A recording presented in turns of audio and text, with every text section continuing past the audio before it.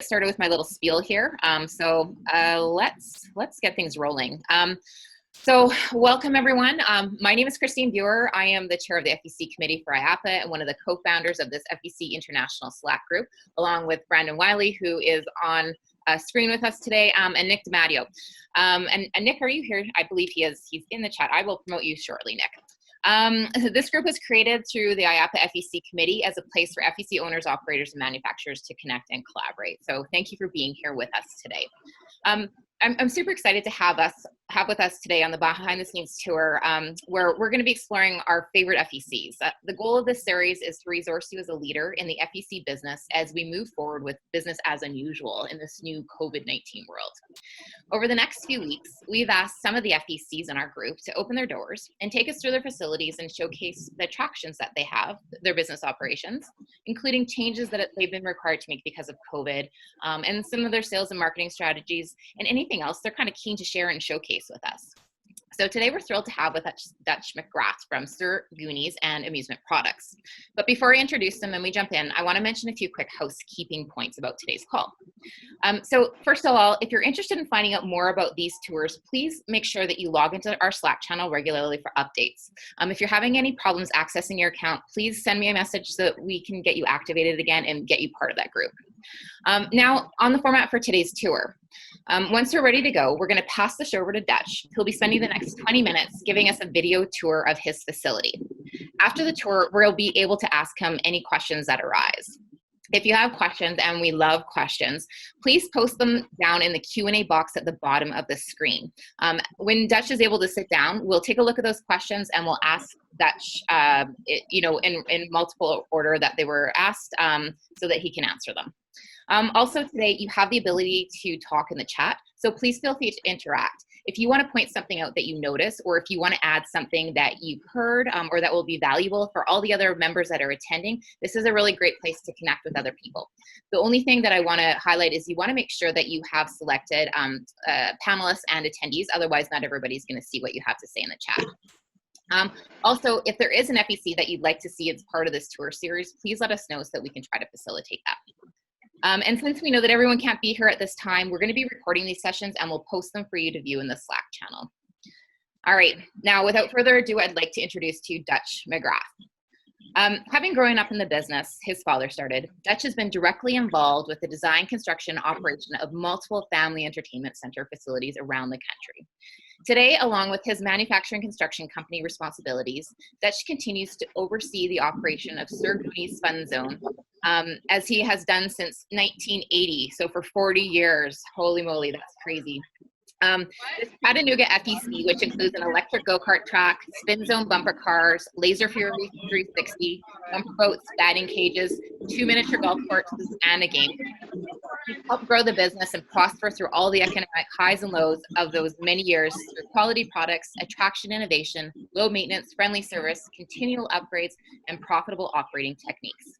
And I can personally speak from experience that Dutch is always willing to lend a hand and support fellow FEC operators. He's volunteered on many industry committees, and he's sat on the faculty of our IAPA Rookies program now for many, many years. He's an amazing guy to reach out to if you have a problem that you need something. So without taking up any more time, Dutch, if you're ready, I'm going to pass the floor over to you, and we'll get you to get started on the tour. All right, sounds good. I'm going to get started here in just a second. We're going to start outside the building. Goonies, as you mentioned, is started in 1961, so it's our 59th year. And we have mostly had outdoor. We only have about a 6,000 square foot building, so the rest of all of our attractions on 4.5 acres are actually outdoors. So I'm going to try and switch you around so you can kind of see what I'm looking at. Let's see if that works. There we go. All right, this is our building, which is only 6,000 square feet. If you notice closely, we have some banners on the front that kind of give an idea of what we're going to see in the park. You can barely see the batting cage in the background, and then to the left of the batting cage is the go-kart track. This was the main entrance, and it has always been the entrance since this building's been here, which is over 20 years. But as of May 1st, we've made people go around the building to the side. So instead of going through here, you actually have to come around the side, and I'm going to walk through here and let you see what that is. This is one of the changes we made for COVID to try and help do a little more crowd control. most importantly, trying to do some building occupancy control to try and do, when we first started out, it was a 25% occupancy rule, and we wanted to make sure that we maintain that. I was giving the image, going through with a lot to try and show the precautions and sterilization and sanitation. Dutch? Kind of see the sign. You'll notice the lines on the ground are painted, which it would have been nice. Yes. It would have been nice to have a lot of crowd to do that, but as many of you that, yes. You're just breaking up a little bit, Dutch. I don't know if you're far away from your Wi-Fi or. No. That's okay. We'll.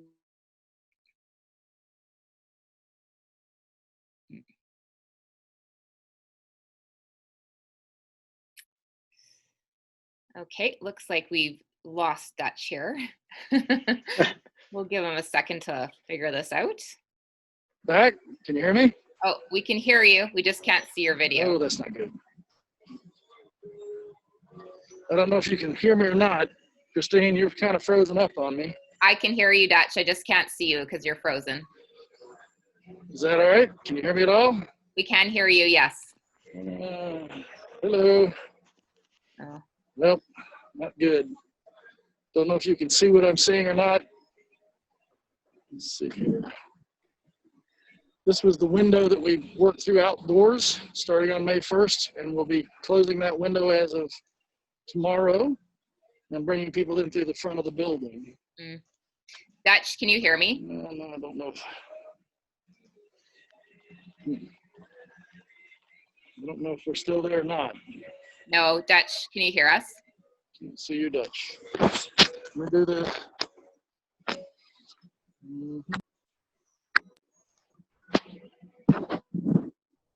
that better?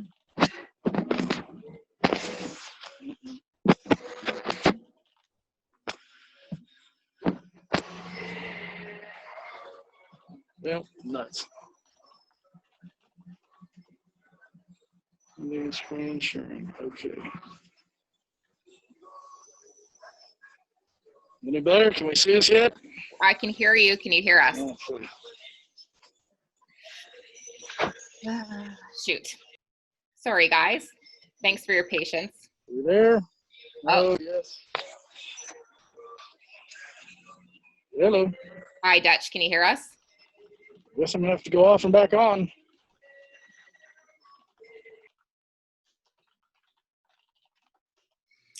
Well, technical issues. We apologize. I really liked his parking lot though, so that was nice. I think we got a lot of that. Yeah. Yeah, it's a good parking lot. The blue skies was great. So yeah. Anyway, thanks for hanging out with us, guys. So throw some stuff out in the chat. What do you want to talk about? Anything crazy happened to anyone this week? So I will say the one thing I liked about so this is like a little bit of a different format and has like the official Q&A, but we missed the everybody's faces and like being able to have like kind of just a discussion format. So yeah. we may consider going back to the other the other platform, just so we can all, like, especially if something like this happens, we can just call an audible and we can all just chat with each other. Here, I'm allowing everyone on right now. Okay, awesome. There we go. Yep, we're letting everybody on here. Okay. You there? Hello? Now I lost video. Shoot. Not working. Hello. Hi, Dutch. Can you hear us? I can hear you. Can you hear me? Yes, we can hear you now. We lost you for some reason there, so. Can you see me is the question. No, we still can't see you. We still have a black screen. I don't know what's causing. I don't have a camera option. I'm going to try and leave it again and see if I can get the video to come back on. I apologize about this. I'll be right back. No problem. He's not going to see a video option, Christine, if he's not on as a panelist. There's That shouldn't be an issue. Yeah, so we might just want to make sure that next time he comes back on, that he's at the panelist level. What's up, guys? Everybody's coming on here. Hey, Nick. Hey, man, what's going on? Just hanging out. Yep. Nothing. I am just I'm on it. going through and adding everyone right now. I'm gonna Okay, promote everyone. So Dutch is on. Can we make sure he's promoted so we can share his video? Nobody else is sharing their video either, so they may not have the video option. Yeah, We can't add a video. I'm We promoting have you the right option to unmute. Yeah, so that's probably Dutch's issue too. No, he should be fine now. Oh, wait a minute. There we go. We're back. Hey, there's Dutch. All right. Sorry about that. That was rather frustrating.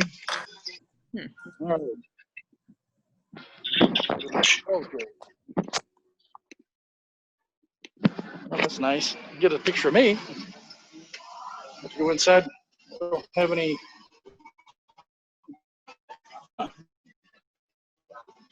Interesting. This may not work. Hey, Dutch, if you're on Wi-Fi, Dutch, if you're on Wi-Fi, you may want to turn your Wi-Fi off on your phone and just go off of your cell tower. That's what I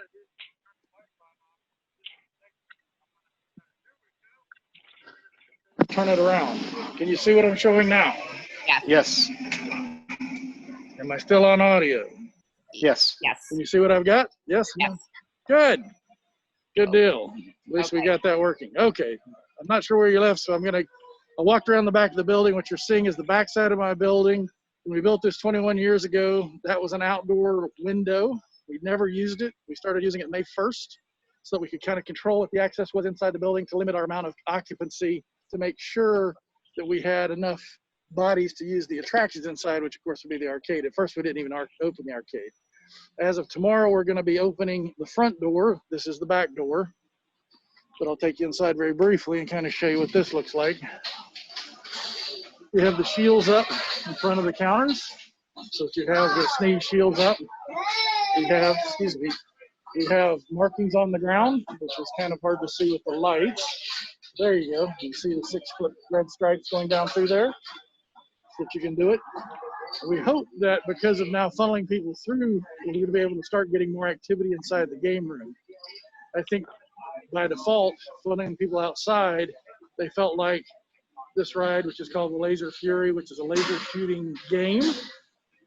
The VR game, which we just added. There's a Connect 4 basketball game back there.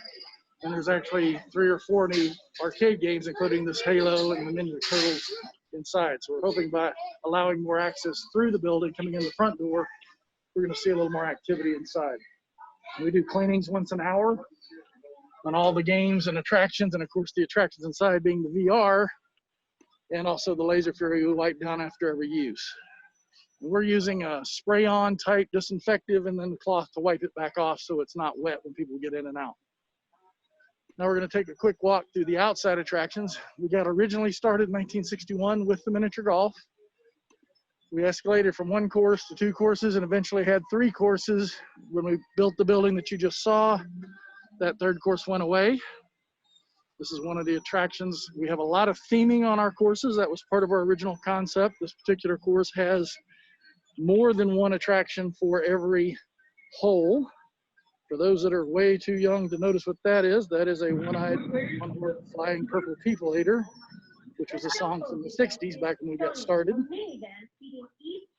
We had a variety of other figures, like the dinosaur, and there's Humpty Dumpty, showing you what kind of figures and something that kids would like. And I'm going to try and get around where you can see it. We also have a 23-foot tall dinosaur, which is one of our marquee characters, as well as the back course. You can see the Sir Goony's castle right behind them. So a lot of bright colors. Makes for a very interesting looking course. It also creates a lot of maintenance because we are right at the end of the landing and takeoff runway for the jet airplanes, which have a nice habit of throwing out a lot of soot and coating these animals within just a couple of years with a lot of black stuff that hides all the colors. So we have to repaint these figures about every 3 to 4 years. These were repainted just last year. I'll kind of pan around so you can see some of the other attractions on the courses.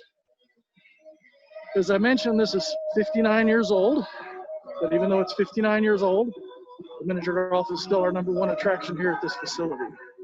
That's a little unusual for a lot of places, but we built up quite a clientele.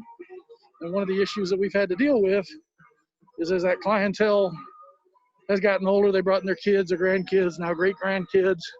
When we make changes to the figures, we get a lot of complaints. In fact, about 20 years ago, we built the building.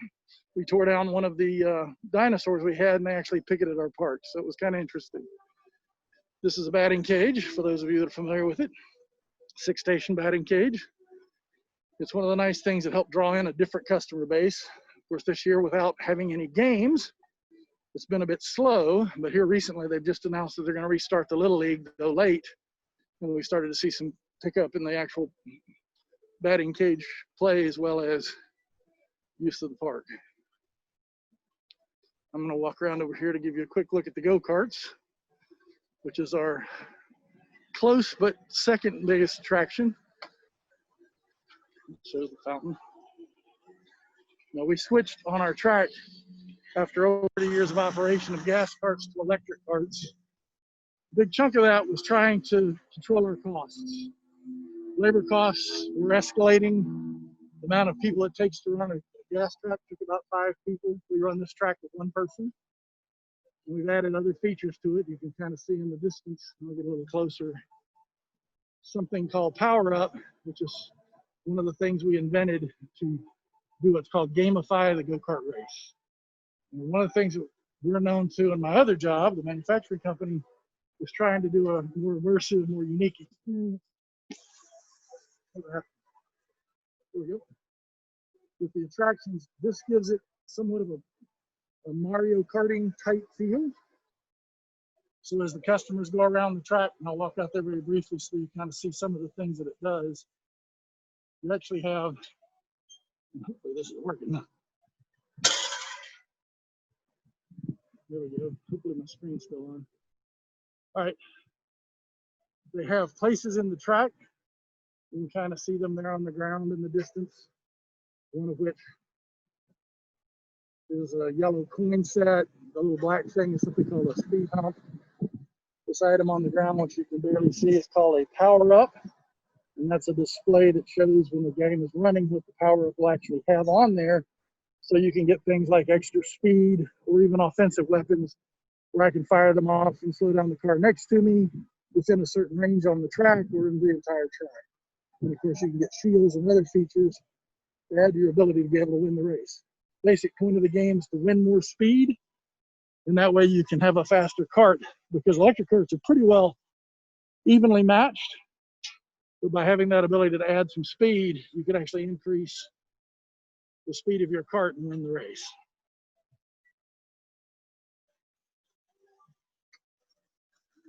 I'm going to kind of walk back through here. We've had some other features over the years. I will point at one of them real quickly. When we were in the 90s, the trend on go-karts was to have a kiddie track, which that one would be a kiddie track. Over here was something called a slick track. And as I mentioned earlier, one of our goals on all our attractions is to try and minimize our labor costs while still having a better experience.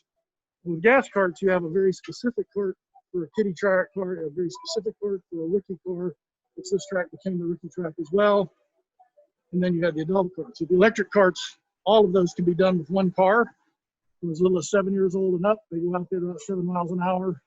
And then after that, you have the regular family race. And if you want to, you can actually run a high-speed race, which we don't do. We just run the regular family and then a novice and a rookie race. All right. I'm going to walk back through here.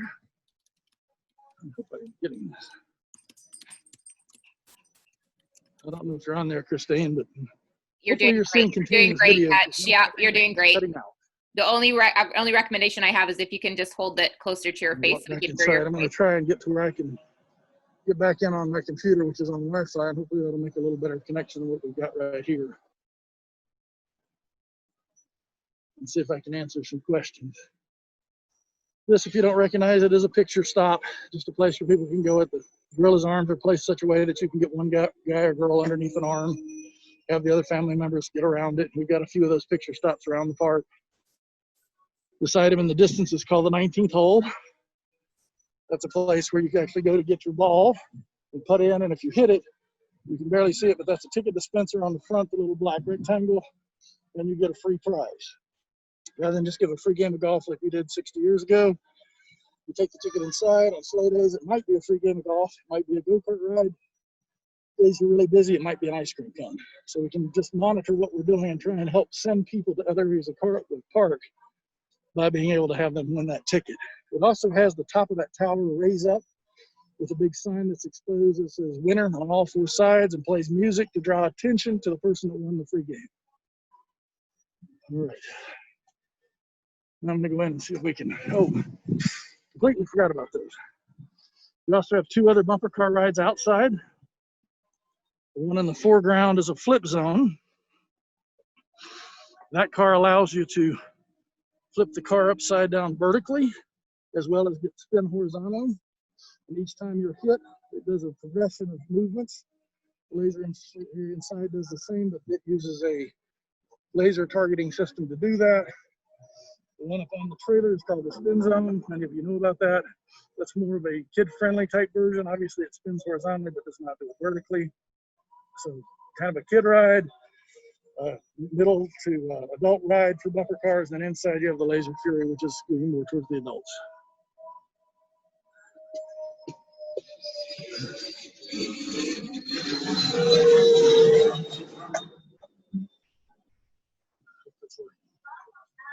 All right, there's our workers. We have all our workers wearing masks.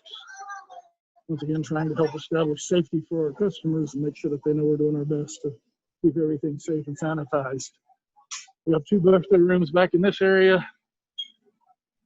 That expansion door right now, where we usually run a birthday party on each side. One, we're not that busy on parties, but two, we'll take a split party in half.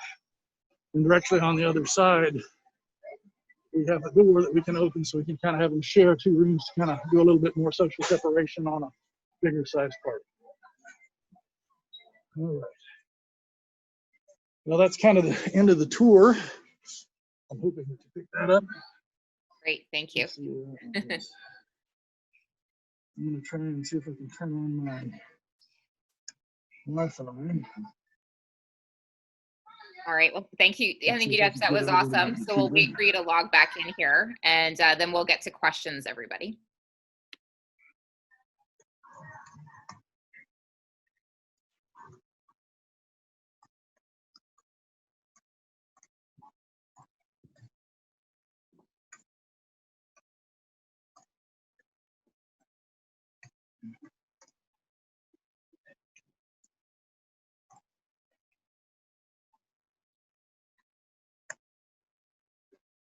I don't know if you're getting any of that. Oh, yeah. All right, check them on the computer. Where am I? Oh, still on my phone. Do you see me somewhere else? No, it's not going to work at the moment. So I'm going to set that right there. And I'm going to check computer audio off. I'll try to. It's not wanting me to do that.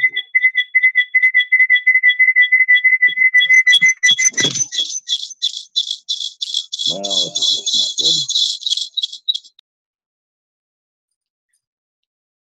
We'll just mute Dutch for a minute here until, yeah. So I have your list of questions over in the side. Thank you very much for posting them there. We'll get to them shortly, and we'll get Dutch answering these as soon as we get him. All right, let's just see here.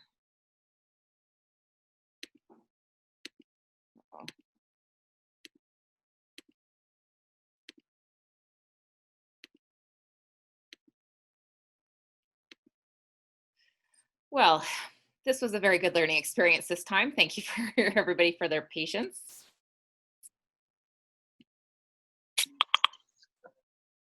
I don't know if you can. I don't think my computer has come on at all. Can you see me anywhere on the Yeah, computer? it's really bad on the ears. Maybe the best thing to do, Dutch, is just hang up your phone, turn it off your phone, and then log back in. All right. From your computer. Turn it off, and I'll come right back.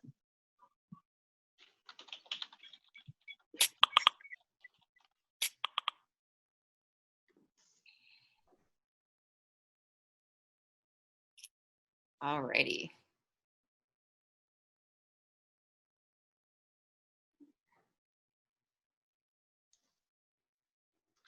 We'll just give him a few more minutes here, see what's happening.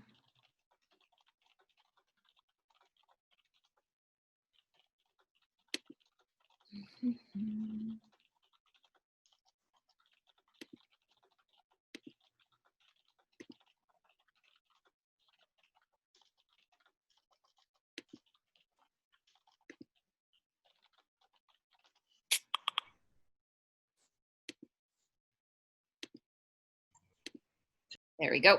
He should be back now. Where are you? There he is. Okay, can you see me? We Nope. can't see you, but we can hear you. There we go. Yay, awesome, great. Nice to have you back. I apologize. I have no idea what video you saw. My phone screen kept going blank about every 30 seconds. So I would try to talk and walk. Did you No see worries. it or not? I have no idea. We saw a good chunk of it, so thank you for that. Appreciate it. And we learned a few things, so we'll be better equipped to help people in the future. So thank you. So it was great. Don't stress. So listen, we do have some questions for you, so I'd love to get to those right away. We had one of the questions was from Brittany, and she's asking, are your sticker tapes? Are you sticker tapes or something specific? Maybe Brittany, you're on the line. I'll actually clarify unless you know. Yeah, I think she was just curious. I think if there were stickers, the ones that you're using to separate your cash register line, you know, as people were checking in, are those stickers? Is it tape? What are you using to adhere to the ground? Good question. The ones we have outside, which were the yellow, we actually painted, and those have been in play for about 2 months. The ones that we have inside were actually stickered back in March before we shut down and have not been in use until hopefully tomorrow. Then we're going to kind of play it by ear and see how that works, and if it needs to be, we'll go ahead and paint those. But outside, that area, as I mentioned before, we never really use that outside window, so having it painted on the ground, I don't think will be any obstruction. People might recognize it from days gone by a few years from now, but it'll wear off eventually. But we wanted to make a very bold statement about that, and I didn't go into detail on it because my screen was cutting off so much. I have no idea what you saw. We have the same marks in every queue line, but those are painted on the ground as compared to pieces. And I think long term, especially from the attractions, I think you're going to need to have that. I don't see that going away in the near future. You know, one of the things I've seen here in town going around, you see a lot of stripes on the ground. You see a lot of people ignoring the stripes on the ground. One of the places that I've gone a fair amount to pick up product was at Sam's. And it's interesting to see the 2 or 3 groups near the door are separated 6 feet, and the next 30 groups are packed up like sardines. So, you know, I think people are going to have to get used to that. But I think at least for the next several months, if not the next year or so, you're going to see that same social distancing be kind of a standard thing. Same thing with masks. Though you see my staff wearing the masks, you see very few customers wearing the mask. Of course, today it's like 90 degrees out there. We don't have a lot of customers. But when the customers are here, when it was 70 degrees back in May, which was unseasonably cool, it really wasn't a big issue. Now that we've gotten into the 90s, you see a little bit more resistance to wearing the mask, both indoors and outdoors. So, you know, I think time's going to tell that. You know, last week, the Dart 'em Up guy said they're requiring everybody that comes in the place to have masks. In our case, that would be a disaster because you don't see it. Now, it was just released yesterday that the movie theaters are going to try and require everybody to have masks. Just going to see how that goes. I mean, maybe if they require it, people will be so anxious to get back to the movie theaters, they'll do it. But at least here, it's the exception, not the rule, that anybody's wearing masks. Okay, great. Thank you for that. Kevin is wondering if you are using the Halo Raw Thrills signage. Using the what? Halo Raw Thrills signage. No. No? Okay. I'm a little familiar with it, but we basically created our own signage. We actually do have another one I didn't show you, but it was up on the counter that talks about how we're doing the cleansing. It was a graphic that you had on the Slack channel all the way back in April, I think it was, and we had those printed up and they're around the counter area. Great. Awesome. Okay. I know you touched quickly on restrictions, but can you just tell us a little bit more? What are the restrictions again, and what's the limits in the building and the outside for people? Okay, if you're talking about the limits of capacity, Well, when we got started, it was 25%, but based on some things IAPA put out, that was like 150 people. Even if we're at max birthday parties, max on the attractions, we probably don't ever have more than 60 or 75. So we've always operated pretty well below the standard. Tennessee actually set 100% of, once again, thinking of restaurants, 50% capacity, but now you're seeing that even get changed. They're putting up the plastic shields between booths and tables and now using all the tables. The fortunate but unfortunate side of our particular facility, we're not that packed. So we can actually run at more normal capacity, and you might see 5 or 6 people in our game room, a game and a half. So if our Laser Fury, which is inside, takes 8 people, you might see 8 people waiting outside, but usually it's a few less until right before that game gets ready to exit. And it's about a 6-7 minute turn. So you've got that much time to get the extra people in there to do the 8. Same thing with the VR. The VR, unfortunately, we put in right at the 1st of March. So very few people even know it was here. Open up, run 2 weeks, shut it down. Because I think all through the month of all through the month of May and somewhat the month of June, we've had some hesitation to come inside.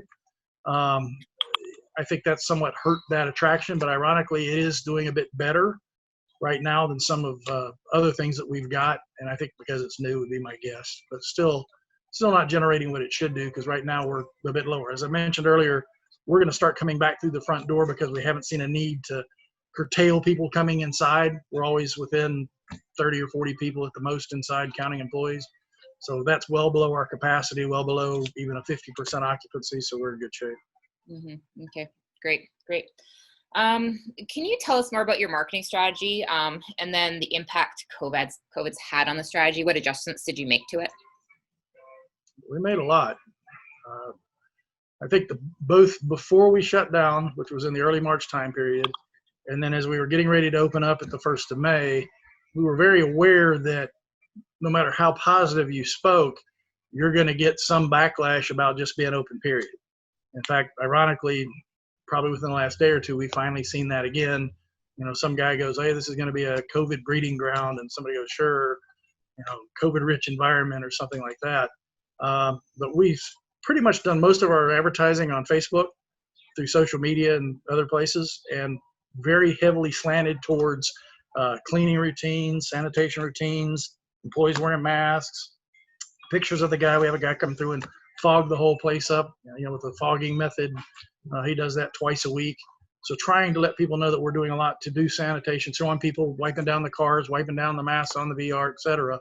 And not a whole lot of attraction heavy advertising like we would. We're slowly getting ready to start changing that a bit, primarily because we've reached about 70% of our normal capacity for this time of year. And I think the ones that are coming are going to come, and they're more interested to see what you've got than that. We'll still have some sanitation stuff in there, but I think they're really more interested to start seeing about the attractions, like having some things on there about what the VR game looks like, some things like that. So we're going to start doing a little bit more social media on that.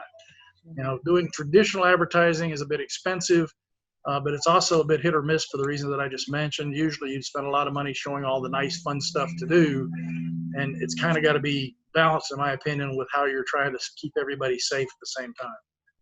Mm-hmm. Great. And sorry, did you mention about your games? Are you guys going through and constantly cleaning your games? What's your strategy for keeping them clean? Yeah, we're actually doing that twice an hour. We actually have the sanitizing wipes station with the dispensers at several places throughout the game room, and encourage people to take wipes and wipe down their game before they use individual games. Does create a bit of a litter problem. We find a lot of those laying on the floor quite often. So that's part of our process now, is not just wiping down the games twice an hour. It's going through and picking up all those wipes. But it's pretty night and day. You'll see one group that uses a wipe on every game and another one that just plays the games like there was never an issue. So they don't even look at it. Yeah, that's interesting. Okay. I want to circle back to your go-kart track for a second here. You were talking about power-ups and the electric cart system out there. I'm just wondering if you could go into a little bit more detail about the cart system that you're using and how the power-ups really work throughout the track. Or are they throughout the track, or are they only in that one spot? No, there's actually 19 different spots on the track that affect the race. The 5 biggest places, or we call power-up spots, that's where you actually gain active things, some of which are additional speeds we call a turbo. Some are things like a zone crush, where about 200 feet of the track, when you're in it, when you activate it, the cars in front, the cars behind slow down, you don't. And this makes a big difference. For instance, we start the cars at about 15 miles an hour. You collect coins, pretty much a classic video game thing. You collect 6 different coins. You increase your speed up to 18 miles an hour, which is the traditional speed we ran that track at. When you hit the color crush, it actually takes them below the original 15 down to 13. So now when I'm in my zone, so if I'm leading the pack, I want to hit the people behind me, so I'm going to hit it right as I'm exiting. If I'm in the back of the pack, I want to hit it as soon as I cross, so I get everybody in front, because they're going to be doing 13. I can be doing as much as 21, because while they're effective, they can't pick up a power-up, but I can. And most of the power-ups are positioned right inside the line, so as I cross, I can pick up a power-up. If I'm lucky enough to get a turbo, I get another 20% of speed, and I'll be up at 21 miles an hour, while they're basically at 13, and I can catch up very, very quickly. Now, does that get game played every single time they're on the track, or do you have to upgrade to play that? Well, primarily keep in mind, that's a game that we invented for our go-karts, right, and we actually created all the stuff. The original plan was to have as an upgrade. It's what we really should have done for some other reasons. Won't get into that, but we wanted to get it out there and see what kind of play it got, what people understood about it. As somewhat anticipated, if you're 40 plus, you get off the track, you're wondering why your 12-year-old, 15, 30-year-old son beat the snot out of you. You think you got the slowest kart in the world and he got the fastest, and he goes, no, Dad, all those things on the track, you're supposed to run over those and not run over that. I don't know if you can see it in the video, but we had a big sign that runs right across the front of the pit area, so you can read that. But once again, the 40 and over crowd doesn't really understand Mario Karting or video go-karting. Everybody under that age pretty much intuitively knows all that, pick it up very quickly, really like it. Mm-hmm. But so we ran it the last year. Now, the plan for this year was to start to separate and have additional price. But as we were shut down for about 2 months, that hasn't happened. And right now we're somewhat battling with that idea, but we're probably going to have to just maintain the same price for now. The old system had a sound system on the cars, just like the Power Up. It had racing themed stuff. You were given two turbos, so you could speed your cars up, but only a couple of times for a limited amount of time. So that one is an interesting ride. The Power Up's just trying to take it to a new level. We're, with some of the other stuff, Laser Fury in particular, we feel like gamification has a lot of attributes for repeat play. Like Power Up, as I just mentioned, Dad got his doors blown off because he doesn't pick it up. Mm-hmm. And you can watch where Dad will go that green spot that's right by the pit, attendant's standing right there. We run that entire 1,200-foot track with one employee, and you'll watch Dad go around it and miss it, and Junior swing wide, pick it up. Next thing you know, right in the turn, Junior's passing Dad like he's standing still. So the people that learn the tricks of the game, and there are a lot of features in the game we don't explain yet that you have to learn, and we feel like that's part of the gamification. You want to learn what the secrets are. So one of the things we're hoping to do here in the next 2 or 3 weeks is start having video clips on Facebook that are kind of a sneak peek behind to say, okay, this is what this game does. This is how you use it. This is how you can pass your opponents. This is how you can slow it down. There's shields. There's a whole bunch of different things actually on the track that will slow you down just by driving it over. And that kind of a component both helps from the gameplay, but also helps from an operator's standpoint, because you have situations on a go-kart track where the younger racer, maybe an inebriated racer, just won't drive the track right. And what we can do is, if you're in the wrong position, in a position that we feel like if you're going full speed, you're going to spin out and wipe out, you actually go across, it'll automatically slow you down, tell you to miss that point if you want to go faster. So the next lap, you swing out wide, you can go full speed, but now you're going to be able to make the turn like you're supposed to. Mm. But it's all being done in gamification terms, so nobody really understands that you're kind of guiding them to be better racers. Now we actually have other things on the cart that are verbal cues that if you're not using the power up, so you don't know what you're looking for, it'll actually tell you to get a power up and why you'd want to do it. If you've got a power you haven't used, after you haven't used it for a certain period of time, it's about 20 seconds, it'll tell you what that is. And then there's also a button on the cart steering wheel that you can push for help, and it'll describe what that power is, which very few people use, but if you're smart enough, it'll tell you what it is and how to use it. So there's a lot of things that are built into the game to try and help customers be a better racer. But the biggest thing is to try and help minimize the labor it runs, but increase the player experience dramatically, still using pretty much the same type of card, same kind of track, everything else, just increasing the experience a lot more and making it where you now have another skill that you can learn to be better at winning the race. Awesome. And have you ever done any cost analysis on that to see if, since you've implemented that system, that you're driving more revenue towards it, or you're getting more repeat plays on it? Excellent question. No, that was one of the reasons that we should have originally had a different pricing. But we do offer both. So far, we've had nobody select the old style method. They like the power up better. I think even those that don't understand video game type experiences like the idea of being able to find new ways to win. And, if there is a downside to electric cars, it doesn't take a lot of maintenance to maintain it, especially to maintain speed. Electronically, I can maintain the speeds to equalize them. But by having equal cars, you can't really go out there and get the car that's red that's the fastest one. They're all pretty much the same. So now my driver skill gets to be a lot more precise because I don't have a built-in advantage by speed on the car. So these things, both with the original Thunderbolt and this one, help you gain that access just by winning things to get the speed you need. And being blunt, 0.5 mile an hour is not going to do it. 1 to 2 miles an hour, you're going to pass somebody almost like they're standing still. You don't really have to go as far as we've done with the power up, but that's, once again, you're going to have somebody who's become very proficient at the game side of it to learn how to get that huge gap that really gives them where they're almost just running around the track like the road runner and everybody else is sitting still. Okay, awesome. So you mentioned that you went from gas carts to electric carts, and just wondering what was the difference in price or in costs to run the gas versus the electric? You were saying that electric it seemed to be much more, it was more efficient. It didn't cost as much to maintain. Well, that one we did do. And one of the motivating factors, keep in mind, we build carts. And my track was 30 years old and had been running gas carts for 30 years. And one of the things we've been fighting on our track, it's a very long track. Today, you don't see 1,200-foot tracks. They're more 600, 800 feet. Part of it helps keep the racers a little bit closer together, which is more fun. You don't want to be way out of the pack and not catch anybody. Part of it is I have to staff people on gas tracks all around the track to get to them within 20 seconds. Your insurance company says if you're going to spin out as an operator, you're supposed to get somebody to that cart so they don't try and get up. As long as they're in their car, they're safe within 20 seconds to make sure of that. As a result, that 1,200-foot track would take 3 people on slow days, 5 people on busy days to just function it in a normal functioning manner, even if it was slow, because I had to have people stationed out there that really couldn't come back and help in the pit much at all. With the electric carts, not only do I have more control, for instance, I can stop cars everywhere on the track. I can put them in spin out mode, which slows everybody down, and then the customer themselves has a reverse button they can only use in that feature to back their own cart up. And we even added a new feature now where when I have to stop them, I can actually call up the car that is spun out, back that customer up for them. They're getting a message in the car that's saying you're being automatically backed up, steer the car in the right direction, and then I can steer it forward again if I need to. All that's being done at 1 or 2 miles an hour. As soon as I've got the car straight again, I can hit release. Everybody's off and racing. That's going to happen in 15, 20 seconds before I could ever get to the car physically. They'll already be straightened up and everybody back in a race.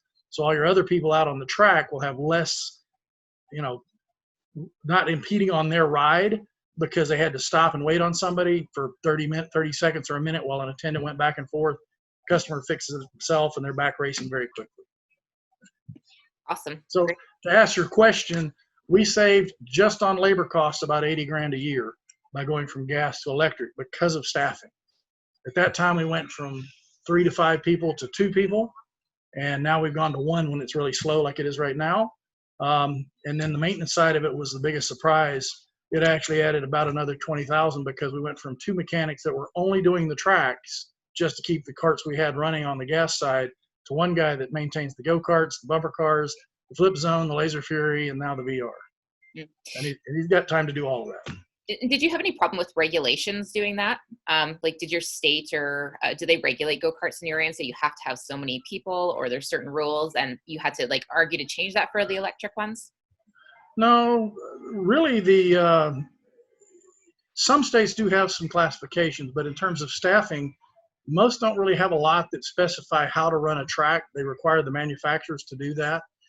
Most of the things that we've had to live under, both as a manufacturer and as an operator, is what our insurance company imposes on us.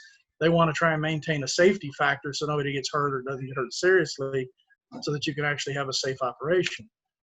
In doing the design work on the electric carts, because it's really an electronically controlled piece, you can't stop. Well, you could stop a gas cart or start it, but you can't really incrementally slow it down. You can't incrementally speed it up. You definitely couldn't take control of it and allow it to back itself up, or there was no reverse on the car for one thing, or do what we're doing now, which is manually running it for you. Because some of our customers, to give you an example, have a 30-foot high track. It's like a resort. They're 2 or 3 tiers above them, and they'll have a camera monitoring all the hidden areas, and they'll watch their camera and still do all these things while they're still standing in the pit, getting ready for the next race, get that done, and then they're letting people into the pit area. So they're just tools that really helped refine it. Now, in some cases, as we went in to do states, it took some education, because, it's radically outside the norm to have the ability to do any of these features on a gas, because it's just not physically possible. So you had to re-educate inspectors to say, okay, here's how we can safely do this. Here's how we safely do that. And once they see it in operation, it's pretty intuitive to say, yeah, that makes sense, because if I'm backing you up and everybody on the track is stopped and can't move, well, then obviously they're not going to run into you because they can't go anywhere. And that's another thing. The electric cars, gas cars, you were requiring the customer to take the brake and stop the car. Electric cars, you actually use the electric motor to stop the car completely. And it'll bring any car from even 30 miles an hour down to 0 in about 20 feet. So it's a lot more precise. I'm not letting you coast. A gas cart, depending on the track, could coast 150 to 200 feet. And that first 40 to 60 feet, it was still doing pretty much full blast. Mm-hmm. Okay, awesome. What are you planning on putting in the space? Brandon wants to know what you're putting in that space where your kiddie carts used to be. What are your thoughts? Say that again, please. What are you planning on putting in that space where your kid track was? Probably going to put bleachers. The kid cart area is only about, I'm doing this from memory, it's about 600 square feet. It's very small. It was originally bleachers. There's a flagpole in the middle of it. I don't know if you can see the flagpole or not. The slick track has been a bit of another situation. One of the things that we're doing, keep in mind, we're a 59-year-old facility, is we need to add things that make money. You don't want to shift money from attraction A over to attraction B. That doesn't really accomplish anything, especially if I had to have more labor. In fact, I was out there with my manager yesterday talking about that particular place. And some of the things she was actually talking about doing. Anybody here know what the rage room is? It's where you go in a room and pay to smash stuff up. I'm not sure that's going to work outside. Glass flying, people hitting stuff with a sledgehammer. I'm not sure that's going to work, but we do a lot of entertaining of that. One of the things we originally thought to do was when we put our bumper cars outside, and then we came out with the flip zone, which is a little more aggressive bumper car, we were going to move our bumper cars out to that track, which had been really easy to do. The issue is I don't have extra help on the track anymore, but I do have extra help in the building. So I could easily take somebody to go outside the door at about 40 feet to run the attraction, where it's probably 150 feet to go where that empty track was. And that's one of our things, is trying to maintain the staffing level. Right now we're running this park with 3 people during the week, 4 people on the weekends. Wow. Okay. Wow. If you ran a park, that's not normal, but that's how we've been able to do it. And part of it, the spin zone, the flip zone, and the Laser Fury have 2 connecting doors where you can stand and watch all 3 attractions simultaneously. Okay. And the other side of that is pretty much from when I hit start, it automatically gives all the safety rules. It does things inside the ride to make sure that if anybody tries to exit the ride prematurely, it shuts the whole ride down. So I just have to keep an eye on to see if everything's still flowing, and as long as it's all flowing, or if somebody has a problem, it'll have ways to do that I can help them. Otherwise, the ride pretty much runs itself. Well, that's great. Great. Very good savings on labor for sure. I know you touched earlier a little bit on birthday parties, but Elise is asking, are you having birthday parties right now? And if yes, how are you handling them differently from before? Hi, Elise. Exciting. That's been a bit trying. We, up until about last weekend, I guess, we had gotten 0 requests for birthday parties in June. Even all the way back in May, nothing in June. We've had some scheduled for July. And then last week, somebody popped up during the week, and we ended up having a birthday on Friday night. So the demand for birthday parties has not been where it would be even remotely last year. I think that kind of goes hand in hand. That I was looking back at my numbers last night. And ironically, in May, the outdoor attractions were down about 20%. The arcade was down 85%. So it's been a lot bigger uphill climb to get them to come inside the building than we would have ever guessed. And we weren't open completely in May indoors to give it some give you a little better idea of how that worked. But we were open the last 3 weeks of May. And of course, you got Memorial Day in there as well. And even Memorial Day and the week after Memorial Day was still heavily outdoors, not a whole lot inside. We're just now starting to see a bit more of an uptick on the inside attractions. But birthday parties, our birthday parties can do a single attraction, can do 2 or 3 attractions, can do a pay one price where they can do anything they want. It's typically what we sell as a 2-hour party. We actually kind of fudge that a bit. We were giving them about an hour in the room, and that's 30 minutes to do the birthday cake and stuff, and then they can leave their stuff in that room for an hour. And then the next hour they can do attractions, but a lot of times they'll stay for another 30 minutes, and we don't mind. We let them go ahead and do that. So they get about a 2.5-hour period. But unfortunately right now we're not getting a whole lot of takes. We've got a little bit more on group interest, but not a lot on that either. Mm-hmm. Yeah, Richard had mentioned some stuff last week, and I've found that to be the answer that no one seems to really have an answer to. And so I've been asking that question a lot. It's been kind of cool to hear what people are trying. But yeah, see, Richard. Yeah, perfect. Awesome. Okay, another question about hours. What hours are you operating right now? And if you're operating during the weekday, are you offering specials still? Well, we have daily specials every day but Saturday. So we've got a Monday special. We got a Tuesday, which is a special on a pay one price. On Monday, it's you buy a game of golf and a go-kart ride. You can have a kid under 12 get it for free. We call it the family-friendly night. So basically the parents pay and the kids don't. We have other things throughout the week. We're doing things a bit different. The hours is a great point. One of the things that we decided all the way back in May and even now in June is to shift our hour time so that we're doing 8-hour days instead of 10-hour days, Monday through Thursday. And really it's a 9-hour day on Friday. But we're in the school season time, of course we didn't have it this year, we would be open from 3 o'clock to 8 o'clock. We're at 1 o'clock to 9 o'clock. So we got about a 1-hour shift. It effectively switched us from 14 shifts to, I'm doing this in my head again, I think it was 8 shifts. So by having that, the plus is we have, like I've already mentioned, 3 or 4 employees, 4 on the weekends, 3 during the weekdays. There's only 3 right now. The downside of that is you better not get somebody sick. I mean, that's one of the things that I've been addressing right now with my manager is like we're running extremely tight, which is, as Richard was saying last week, it's tough because you're not getting the revenue in, so you got to really keep that number tight. But we're almost in the no option situation that where we do have a bit of overlap on our managers where they could take another day off if they needed to. The staff on the other side is all at full up, pretty much 40-hour weeks. And I think we have 1 employee right now that only works Saturday, so that helps a little bit. But there's really no leeway there. If somebody gets sick or something like that, we're going to have a tough time. Okay, great. I think that's a wrap for questions, but I'll open up the floor quickly if anybody else had anything else that they wanted to ask Dutch. You betcha, Richard. Thanks, Dutch, for the tour and everything. I just want to bounce off what he just said as far as can't afford anyone getting sick. So today was an interesting anomaly. One of my employees, his friend is positive for COVID, and they've been hanging out. So one is, I'm going to get tested. 2 other employees were hanging out together with them. So they're out until they get tested. So I got 3. And now it's making a couple of the other employees nervous. And so there's no guidelines on this. And it's, okay, I'm going to be doing some double time over the next couple of days. But Austin right now is in stage 4, maybe to stage 5.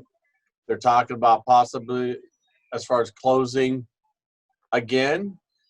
So so we're all in this together, but sharing things like this, because I looked on the state CDC, what are the guidelines for businesses if one of the employees does have COVID-19? Do we close down for a week, 2 weeks? What is it exactly? I've been trying to get answers all day long because you know, we've been doing our due diligence and following the guidelines, but when it comes down to it, if somebody actually has it, what are the guidelines for following up with the state? How long do you close down and re-sanitize everything? I mean, we're already in mandatory masks right now, and we do gloves, but it's still, right now, it's one thing as far as having the state guidelines, but it's now dealing with the emotions of the employees not feeling comfortable.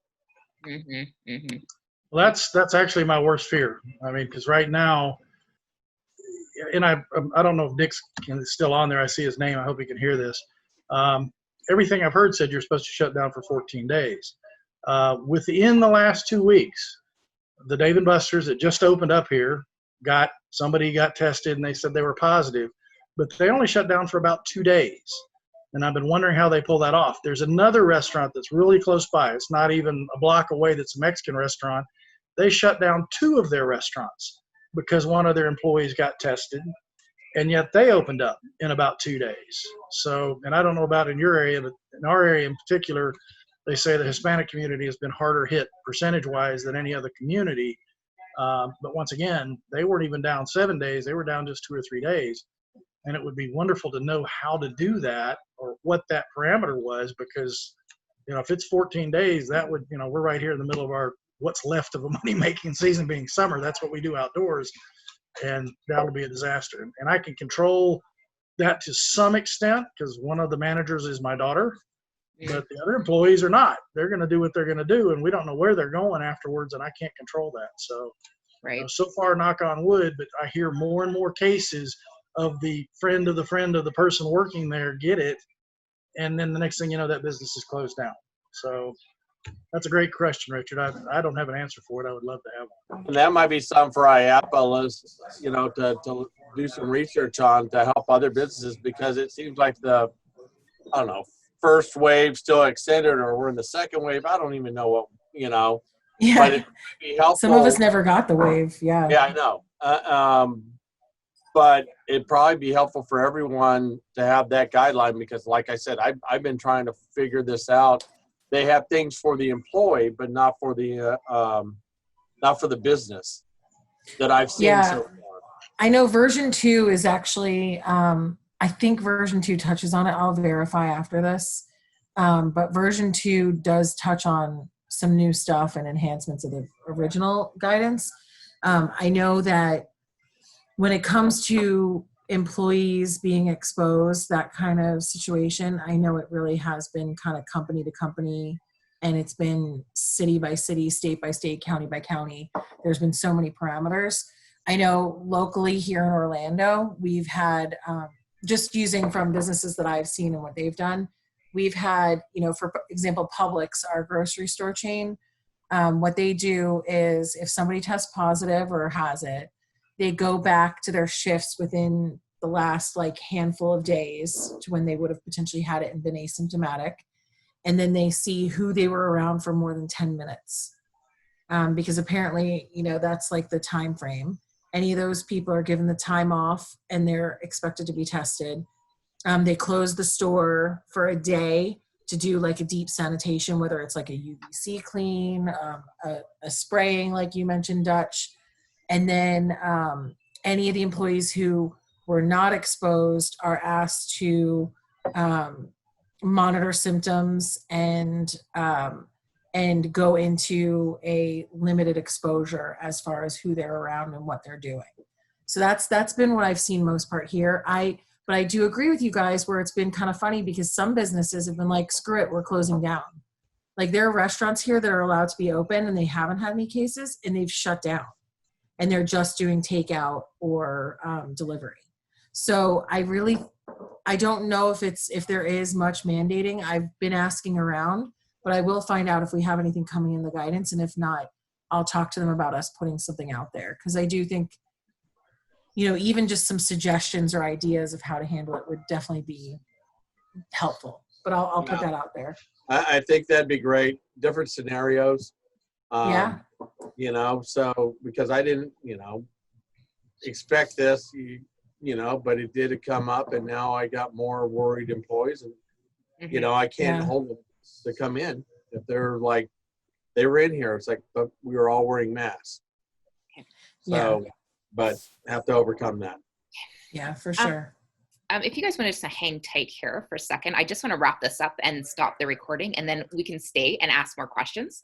But I just want to remind everybody that next week we're going to be doing our tour with America's Incredible Pizza, and that's with Rick Barnes. And I want to especially thank Dutch today for taking us on this tour. Appreciate you taking the time to do it. I know we had some hiccups, but you know, this is great. We're going to iron these out, you guys, and we're going to get better and better at doing this as things go along. We'll look into some new stuff for next week, so we're more smooth. But you know, we appreciate you being here today. We appreciate you being part of this community, and just remember, no matter what you're facing right now, you're not alone. We're here to support each other and help solve each other's problems. Please remember to utilize the Slack channel to connect with your peers, share your stories, share your struggles. And again, we hope that you'll continue to join us over the next few weeks as we take a peek behind the scenes. Recordings from today and future tours will be uploaded into the Slack channel, and you'll receive notifications once it's there. Thank you, and take care, everyone.